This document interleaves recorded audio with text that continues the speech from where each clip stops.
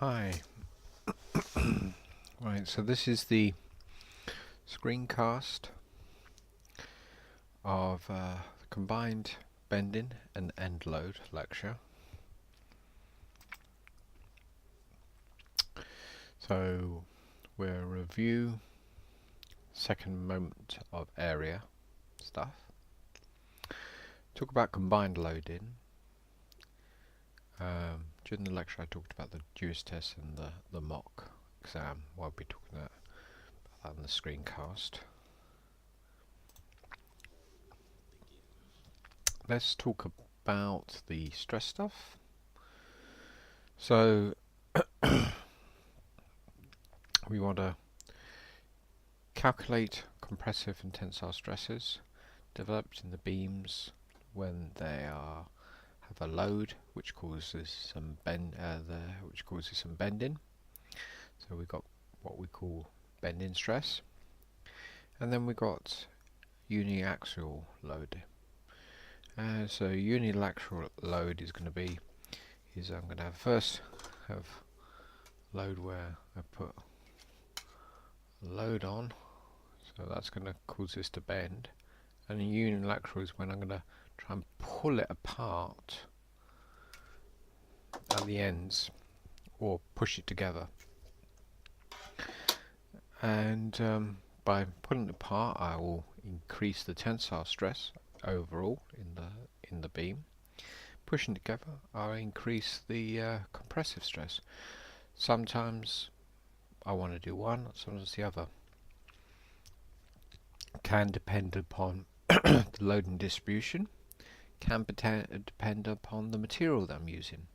So for example, concrete doesn't like to be pulled apart, it likes to be in compression. So that's how reinforced concrete works. So reinforced concrete, you have like a kind of corkscrew metal running throughout your beam, and the way you make it is you heat it up, you let it then contract, and then that contraction is like giving you what's called residue stress, which is wants to pull tighter and tighter into the beam. And so that's an example where you'll have a uniaxial compressive stress. Another example for like a steel girder. So steel is more of a sort of property material where whether you have put it in tensile stress or compressive stress, they behave pretty much the same.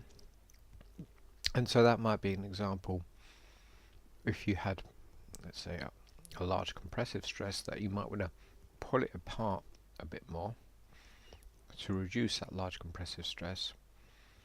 Have the disadvantage that your tensile stress will go up, but you can then sort of try and reduce your absolute maximum stress being experienced in the beam. And then finally talk about the void method. So we're just reviewing things. There's this neutral axis.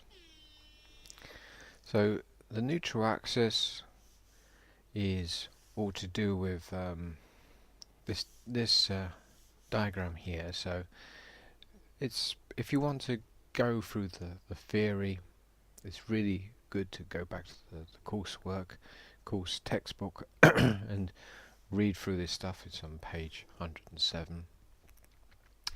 The basic principle of why I'm looking for a neutral axis is because it's a line when I bend my beam where I'm getting no elongation. And so that means that if I've got this bend, then I can imagine when this bit of bar gets bent outwards, that I'm then going to get elongated beam section at the bottom and a compressed section at the top. Okay, and the neutral axis turns out to be the same position as the centroid, where we're going to get no elongation from that bending effect. So as I just said, the neutral axis passes through the same point as the centroid, So for a square beam, this isn't of particular interest, it's just going through there. If we had, say, a beam like this, this is a beam with a longer base than the upper part of the beam. This means that the neutral axis now gets displaced away from the exact middle of those 2 points. So the exact middle would probably be about here. Now this has a consequence, because it means now that the distance from the neutral axis where we got no elongation to the bottom of the base is closer than from the neutral axis to the top of the beam. Obviously, I mean, these lengths could be the other way around. It could be that the neutral axis is closer to the top, but in this particular example, we can see that neutral axis is down on this side because the base is down here. So, so you've got to imagine that it's almost like there's more weight at the lower side. So that's where the neutral axis is down. So it's being displaced from the the exact midpoint. So if this is a shorter distance from here to here, and this is a longer distance from here to here, and if I'm saying that when I'm bending my beam that the neutral axis is going to have no elongation, this would mean, or it seems to imply, that I'm going to get, in terms of magnitude of change in stress, I'm going to get more change in stress at the top because it's further away. So if I go back to the previous one here, so here you can see the neutral axis is slightly sort of being displaced. This is where the middle is here, and the neutral axis is a bit closer to the top. So this distance here is shorter than this distance here. So if we're looking at when this thing is getting then bent out, you can see that if this is where I'm saying that it's going to get no elongation, it seems to be that how things are bending, that this is now, because this is going to be a longer section, that this means that this length here is going to get stretched even longer than if it was bang in the middle. So if it was bang in the middle here, yeah, we can see that this bit's going to go in a little bit and this bit's going to go out. But if this central line where the neutral axis was, if it moves slightly upwards,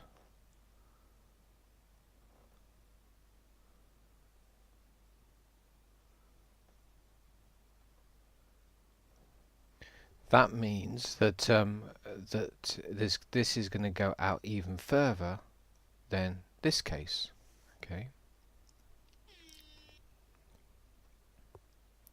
So how do we calculate the neutral axis? As I said, it turns out that we want to work out where the centroid is. The recommended approach we are going to go for is that we do this kind of tax form that we're filling in. So we're filling in the breadths and the depths of the components. So that's the breadth of my first rectangle, the depth of my first rectangle, and then here I've got the breadth of my second rectangle, the depth of my second rectangle, so fill in these numbers, and then the breadth of the third one and the depth of the third one. So I fill in those values. I then, next stage is I take those two values, multiply them together, and then I find my areas. So I find my areas, so that's then done. Then the next column is I work out, using this as my reference point, the distance to the center of each rectangle. So what's the distance from here back to y? So that's my y1, my y2, y3. So fill in those columns. And then I work out what's called the first area of moment.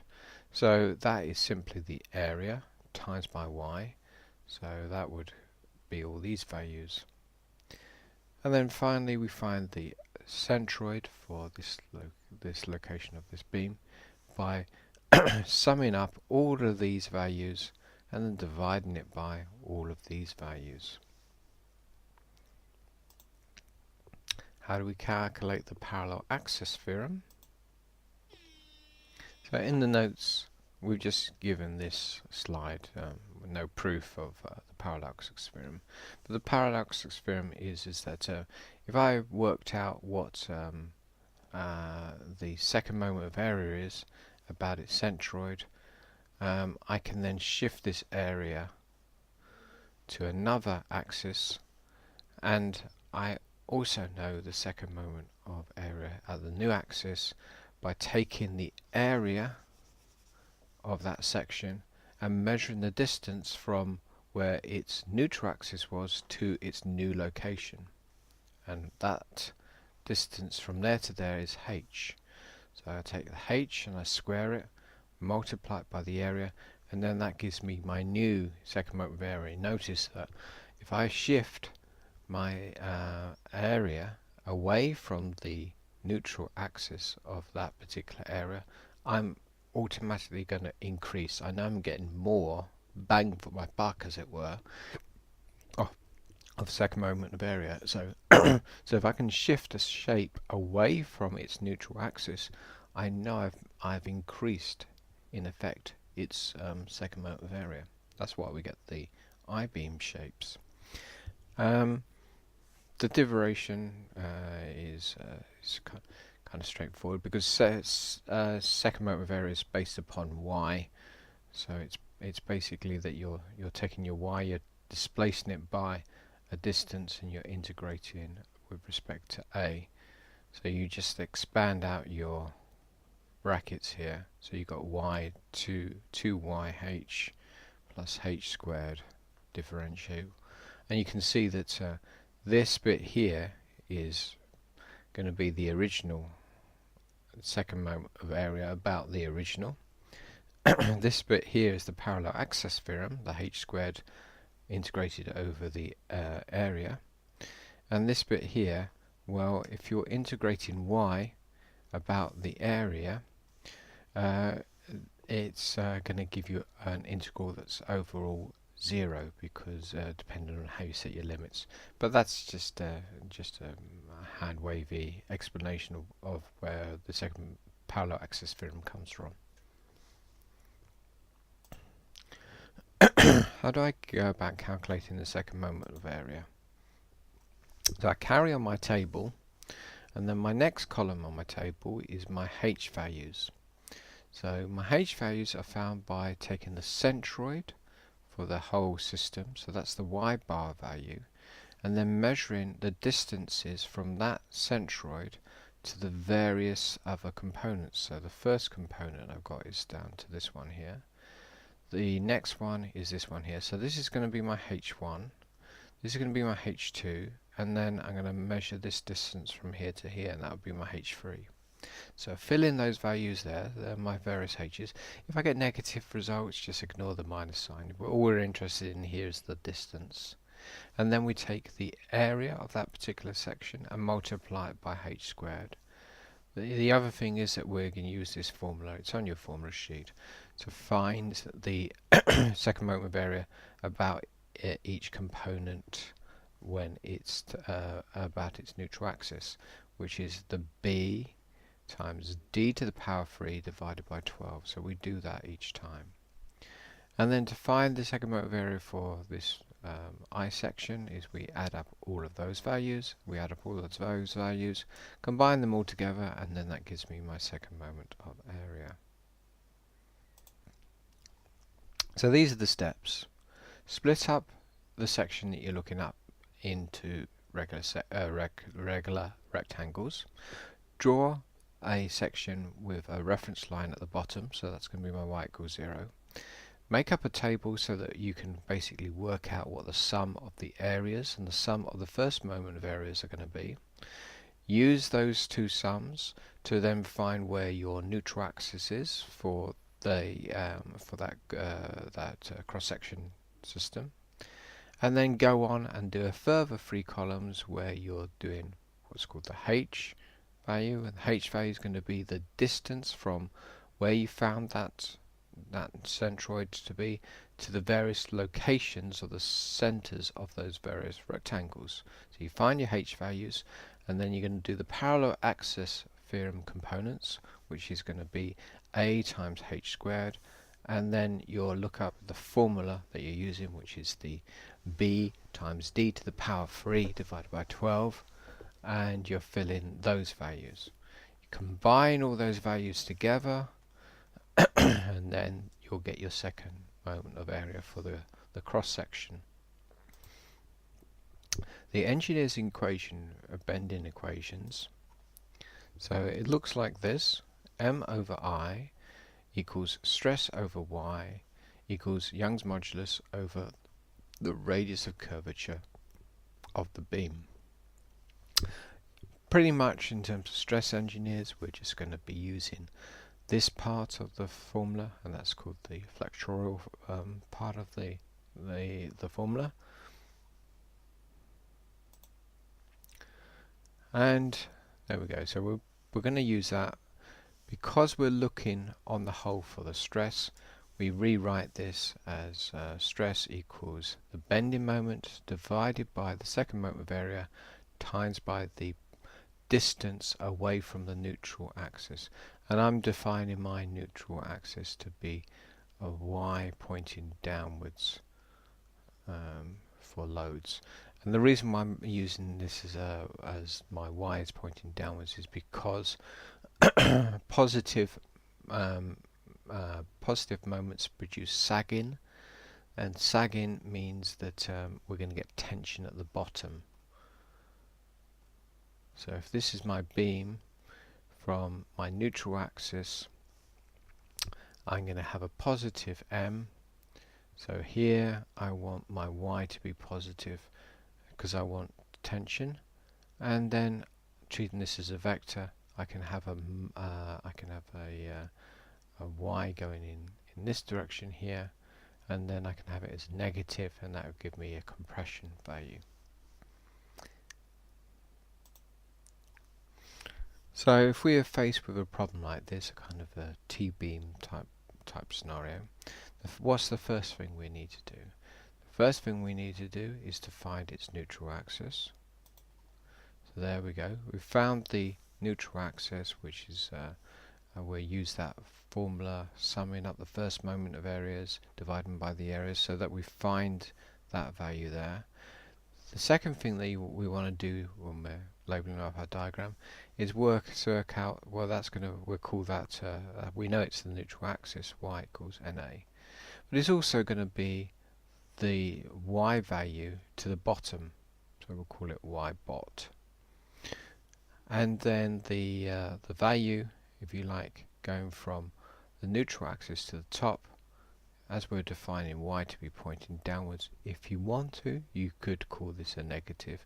So y top, or just call it the distance. So you could have minus y top, which is going to be the, what can I call it? The height of the girder, take away the neutral axis. Okay. So if we want, we could give it a negative value, or we could just keep track of do I want compression or do I want tension? If I have compression, I should really have a negative value because it does help me. You won't get marked down if you state, for example, that the stress is in compression and you don't put a minus sign. That's not an incorrect thing to do. But you will have problems when you combine stresses of different types together. You might go wrong if you don't give it a negative sign. So if we've got a positive m, okay, so a positive m, positive bending moment value. So imagine we're going all the way back to doing a shear graph. We've got a load there, got a shear graph, that's going to cause me to have a shear force diagram like this, which will cause me to have a bending moment diagram like this. And you can see that my m here is going to be a positive value. So this case we know is going to be a kind of sagging case. The load's going to cause sagging. So this means positive m. So positive m goes in here. I said that I'm going to define as y pointing downwards. Okay, so we've got now a positive 173.2 going in there, and our I is obviously going to be a positive number 2. So you can see that we're going to get tension, a positive tension at the bottom. Okay, what about if I've defined y to always be pointing downwards? Now I can measure this distance from here to here, so that's going to be a minus 76.8. So then a minus 76.8 goes in here, which will again give me a negative value. So we'll end up with a negative stress at the top, which will which is indicating to me that the top is in compression. So the maths is telling me whether things should be in compression or tension. If we imagined this case where we get a negative bending moment, and for a case like that you would have to kind of have an overhanging table, so you'd have a load there and a load there. This would lead to a shear force diagram, something like that drops, that will jump up, that will move across, that will jump up, and that will jump up like that. So that's my shear force diagram, be something along those lines. My bending moment diagram would be that we initially get a negative, a positive, and a negative, negative drop like that. So we're going to get kind of a SE type shape there. So around this region here we have a negative m value. So that around here is going to, around this section here, it's going to be hogging, and around this section here is going to be sagging, as we expect. So hogging here and then sagging here. So if I was looking at the beam around this region here, I know that I should be hogging, and so that means I have a negative bending moment value, which means now that the bottom will be a negative value. So let's see if that still works for taking y to be downwards. So we have a negative m. Our y we're going to measure to go downwards is going to be a positive, because we're defining y to be pointing downwards. So we end up with overall a negative stress value. So that agrees with the fact that we're saying that should be in compression. Y goes, if y goes the other way, then y will be a negative value, so I've defined y to be pointing downwards from the neutral axis. So I've got negative value of m times negative value of y ends up with a positive stress value. So therefore the stress at the top is going to be positive, it's going to be in tension. The maths is telling me it should be in tension. So here's me putting some sort of fake numbers in. Imagine I've got a positive m value of 200 kilonewton meters, so that's going in there. So it's positive. So going to the top, I could have put in a minus there, and then that would lead to a negative compression at the value at the top. Or I could just look at the graph and go, yeah, well, I know that it's sagging, I know it's going this way, I know the top should be in compression, and I could ignore the negative sign. So both solutions are correct. You don't have to bother with this which way is y pointing in business, provided you know it, and when we come on to do the combined stress, that you apply a negative value now to your answer. That's all fine. Okay, now what about the other side? So we've got again we've still got this positive 200 kilonewton meters bending moment. And now what's the value we're going to have at the bottom for stress? So I've got that value m, which is coming from the question or the bending moment diagram. We've got the y to the bottom, that's basically the same as my neutral axis value. Put those values in and then I'll work out the tension at the bottom. Now y could be anywhere, of course. I might be interested in, for some reason, what the stress is at this location. But normally speaking, y will be either the value at the bottom or the value at the top, because those are usually going to be, well, those should be the places where we're going to get the absolute maximum stress values that we could possibly get in terms of tension and compression. So bringing it all together, you need to calculate a shear force diagram, then do a bending moment diagram, and then you need to be able to establish from the bending moment diagrams what's the maximum and the minimum bending moment values. So you're looking for the most negative and the most positive on your bending moment diagram. Then you want to work out what your centroid is, the neutral axis is on the beam, now looking down the end of the beam, okay? And then you want to calculate the second moment of area. Then you want to basically be applying the engineer's bending equations, probably the first two columns. We're going to work out what the bending stress is in terms of we're imagining that we've got our beam and we've got a load there, so we're working out what the bending stress is. Yeah, again looking down the end of the beam. And the next stage is, what about if we want to, we're applying the load, we've applied the load, what about if we want to pull this beam apart or squash it together? So that is me applying direct stress to the beam.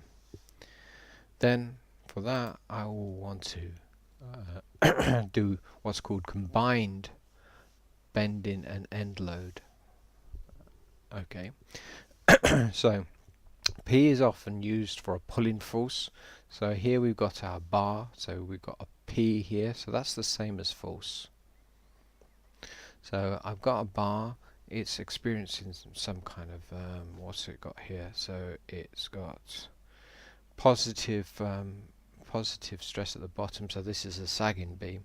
So we've got a beam that's sagging, okay, and we've got compression at the top, and what we've decided to do is try to pull this apart with this additional force. So I'll take my force, divide it by the cross-sectional area, and then I'm going to get a direct stress term. So that's going to be my direct stress. Note that the area will be given for a problem like this as breadth times depth. Okay, so that might be interesting to compare. We could, for a simple square type beam or rectangle type beam, we could actually put in all our numbers and see how the B's and the D's pan out if we wanted to. So so I know how to work out area, that's straightforward. I've been told what the force is, or maybe I'm just going to try and work out that value. And then I'm going to use this formula here to find my bending stress. So for my bending stress, I expect it to be, for this case, it's going to be a positive value, and it's going to be a negative value at the top there. So that comes from my bending moment diagram, that comes from second moment of area calculations, and that comes from the distance from the neutral axis to the bottom and to the top. So we've got two bending moments values, and then we've got the direct stress. The direct stress, okay, that's always going to be positive in this particular case, or it could be, if we're squashing it, always negative. It's not going to change. Direct stress, you decide that you're going to pull it apart or push it together. Okay, you can't have the option of changing that once you've done your construction. The bending moment stress, well, that'll be different whether you're at the top or the bottom of the beam. So that's why we get the plus or minus. Here's my example. I've got a kind of an I-beam shape here. That's my basic setup Young's modulus of 210. Plate is so everything is like 25 millimeters thick. We've got a maximum sagging bending moment, so we've got a load from above, and it's given me 150 kilonewton meters. I've done all the tough calculations, so I worked out what the area is, so that's this value here. I've worked out what the neutral axis is, so that's this value here, and I've worked out what the second moment of area is here. So I've assumed that you can do all those calculations. Now Bob the builder wants to work out what the maximum tensile stress is at the bottom and what the maximum compressive stress is at the top. And the next thing, he decided, for some reason, we'll find out why, that he's going to apply this 29.4 kilonewtons tensile stress force, at the end. So he's going to, at the end of it, when he actually constructs it, he's going to put some weights or whatever, so that it kind of pulls apart the beam that he's supporting something. So to start off with, we're looking for the bending moment stress, so we're just going to use the m over I times by y formula. So the values that we're looking to put in there is the bending moment, we're looking to put in the I value, and what about the y value? Well, the y value, we'll use obviously the neutral axis. So the neutral axis will tell us what the distance is to the bottom, and measure, let's work out what the total, we know what the total height is, so we know the total height. So total height, take away the neutral axis, and that will tell us the distance to the top.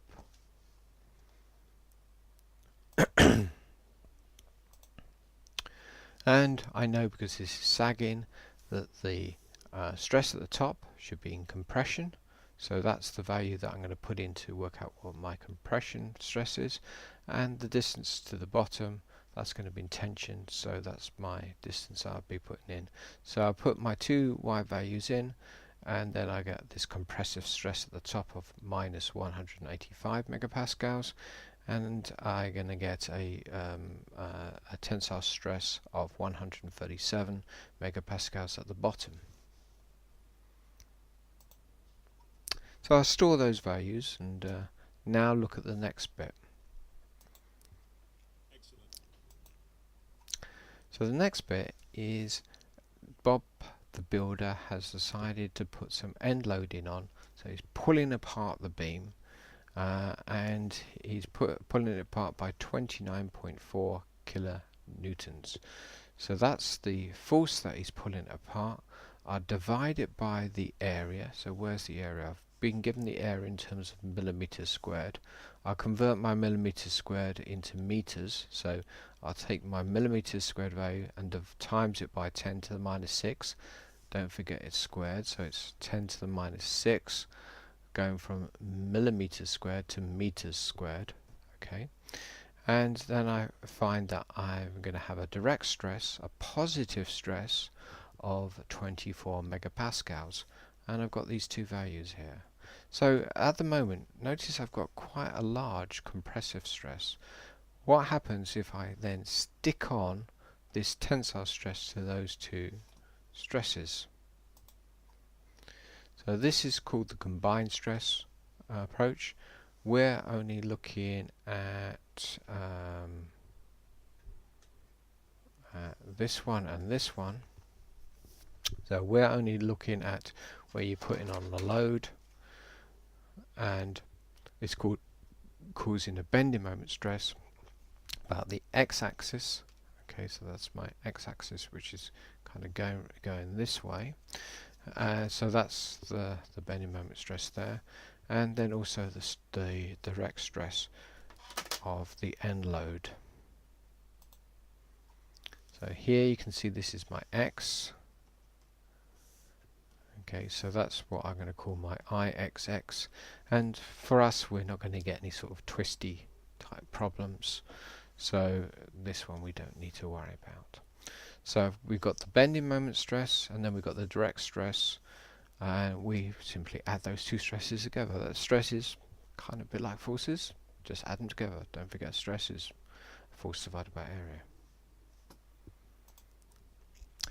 So this is my bending moment stress, so that's the sigma x value, and we're going to get a minus sigma x value at the top for if we've got a load from above, for example, and between two pivots, and here we're going to get a positive tensile stress at the bottom, and the direct stress is the effect of me pulling apart the beam or squashing it together. In this case we decided to pull it apart, so we need to find the force that we're pulling it apart divided by the cross-sectional area of that beam. So I know the force I'm pulling apart, I know the cross-sectional area I'm pulling it apart there, and so this leads to now new compressive stress values and new tensile stress values.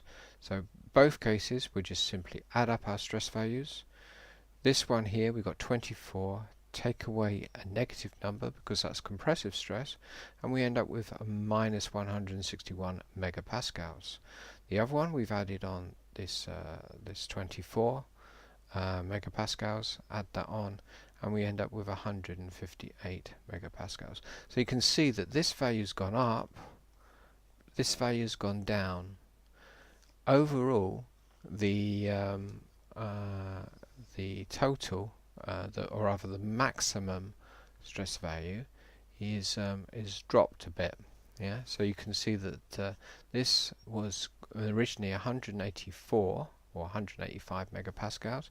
It's now dropped to a maximum value of 161 megapascals, and usually in stress analysis it's the maximum anywhere in my structure or specimen that I'm really concerned about, because that's where the damage or the cracks or the deformation is going to start occurring. So there we go. So we've actually reduced the maximum stress from 185 down to 161. So we've made the beam, it seems a bit odd, it's got a load on it, but by pulling it apart we've actually made it safer. Okay, so you can calculate. So the final part of this lecture was to talk about the void sections. Void sections don't really come up other than you need to use them a little bit in your online computer test, but they won't come up in terms of the exam. So not a major part of the module, not a major worry, because you can because you'll be doing this as an online test, you can look it up in the book, so you don't really have to learn it in depth, but we'll just go over what the principle is. So the principle is first of all based upon, let's consider an area. So if I knew the area of a field here, area 1, and it just so happens that someone said that they bought a patch of that field, and they decided to buy this patch right in the bang in the middle of my field, area 2. I now know the area that I now own is going to be the area 1 take away area 2. So we can take areas away and we know what the total area that we've got remaining. So this is same thing for first moment of areas, second moment of areas. Both this concept applies. So if I am now looking for the centroid for this beam, for example, what I can do is I can imagine first of all that I've got my big area A1 and where its Y1 is. So I can imagine that, and then I can imagine that I've got this kind of void where I'm taking it away. If I'm doing a shape like that, a kind of square ring shape, okay, so you can treat this as all positive, and then we can take away this. So how does it work in this formula here? So this is the total area here, so that's going into this bit of the formula, and when we see the voids, we're then going to take them away. So don't forget to take away your first moment of areas and take away your areas, okay? Same thing happens for second moment of areas. If you knew what the second moment of area for the total sort of enclosed space is, and then take away the second moment of area for this cutout. So if we had an I section like this, but then we decided, oh, we need a channel to run our cables down or something like that, so we're going to drill a hole, a square hole, into our beam here. So we now want to work out the second moment area of that. What we're going to do for that is we're going to split this up into two problems. We'll work out, perhaps we already know it, the second moment area for this I-beam, and then we'll take away this section here. Now you might say to me, why do I need to do that? You don't really need to do that. It's usually just an easier way than having to split this beam up into all these sections. So if I didn't want to use the void method, I would need to do 1, 2, 3, 4, 5, 6 sections. Okay, with the void method I need to do 1, 2, 3, and then 4. So you've got a choice of doing 4 sets of calculations against 6 sets of calculations. For a shape like that, it's probably might as well do the one on the left. If, however, you've got a square and it's right bang in the middle, then it becomes very useful. So a square, that is the same as doing a big square, take away the thing in the middle. Okay, I've run out of space there. So we're doing doing two calculations there, compared with 1, 2, 3, 4. Okay, so we're doing 4 sets of calculations compared to 2 calculations. We've halved our work down, but also things are all a bit awkward. You know, I need to measure this distance, this distance, this distance, this distance. So even though it sounds like I'm only having to do twice as much work compared with the void method, the work that I'm doing to work out this particular square kind of beam is quite tricky. So it's doing twice as much work, and it's also a bit trickier work. So that's when the void approach becomes particularly useful. Here's an example with a T-beam. So we've got a T-beam, and then we've got this cut-out void section, whatever we're doing with it, maybe wiring cables down our beam or whatever. And you can see how it works on the table. Okay, so we've just got 1, 2 sections. So they are my sections, which are the total enclosed area. So we've got I've got 24 going across there, so that's my section 1, and it's got a height of 100.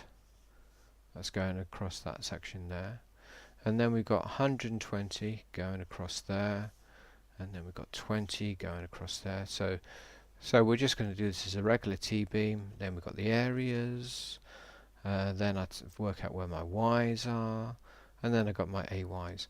Now what do I need to do for the cutout section? Well, first of all, I measure the B, so that's going to be 10 millimeters. Then I measure the D, so that's going to be 80. Now when I come to do the area, I need to remember to make my area negative, so that becomes a negative value. That's the only thing that I need to remember changing. Things now follow through in terms of this particular table. So now I measure my y. So where's the middle of this void section? So that's that. Because then I take my minus 800 times it by 50 and I end up with another minus number. So that's what I want there. So I want this to be minus. So double check that that's minus and that's minus. Then you come along, you add all these numbers together, take this divided by this, and then you'll end up with the neutral axis for our girder. Coming on to doing the second moment of area, same sort of thing here. So we'll continue, I'll bring across those values from the previous part of the table. The h's, remember, good old h, it's always positive, so we want positive, positive, and then we want the positive in terms of where the centroid, if you like, for the void was to the position of neutral axis. Again, we're going to use a positive number there. Remember that this is our negative area, so we're going to have negative times h squared, so we're expecting a negative value here. For this one, we need to remember to make it negative, okay, because we've got b and d in there, they're both positive. So this one, again, you need to remember to make negative. So the two places where you need to remember to make them negative is at the area and for this column here for using the formula. Other than that, sorry, I'm going to sum up all these values, and that gives me the second moment of area. Okay, so that's using the void method, that's that approach. Here's some questions for you to have a quick look at. So we're using a rectangle section, it's got a 20mm B and 30mm D. It's subjected to a load probably from above, and what we've been asked to, and it has a bending moment, which causes a bending moment of 1000 Newton meters, and it's also being pulled apart. Notice it's tensile, so it's being pulled apart by 90 kilonewtons. So what do we have there? The first thing we want to do is work out what the second moment of area is. So I've worked that out, so that's going to be my B times D. Notice I've decided to work in meters for this particular question, so we've got the meters there, so that's meters to the power 4. So I've got my I. The question's telling me what the bending moment is. Things are slap in the middle, so to get from Y to the middle to the bottom, Y to the top, it's going to be half of the 30mm, so that's 0.015, so that's that Y value there. This is nice and symmetrical, so we're going to have a plus value and we're going to have a negative value. We're pulling it apart by the by this 90,000 newtons. Area, well, I find that from 20 times 30, and I'll make sure that's in meters as well. So the total stress I'm going to get is going to be a plus or minus value of this amount. I can see from the combination of these sort of numbers, I would therefore expect that the maximum stress I'm going to get is obviously going to be tensile stress, so that would be the 150 plus the 333. So that's going to give me that stress there. Okay, so that's everything that I wanted to cover for your lecture, I think it's 9.